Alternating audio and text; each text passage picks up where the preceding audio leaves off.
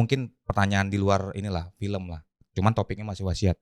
Mungkin nanti jawab ini ya masing-masing antara Bang Jenda sama Lek Dorman. Seandainya kalian di dunia nyata itu tiba-tiba benar-benar dapat warisan 100 miliar. Ini real ya. Hal apa yang pertama sekali dilakukan? Atau mungkin beli sesuatu atau apa?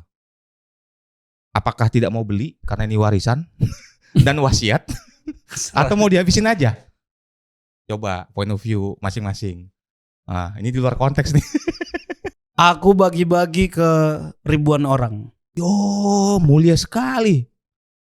Duitnya belum ada masa aku pelit. kan seandainya. Iya, tapi banyak orang duitnya belum ada, dia udah pelit. Oke.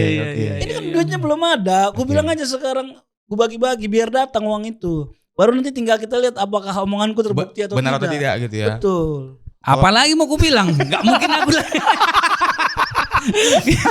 Kalau aku bilang nggak begitu, salah aku nanti kan? Enggak, misalkan abang mau buka sekolah musik untuk orang-orang yang berangkat dari kampung kita langsung. Biar agak bijak ya. Iya. biar mantap di ini nih.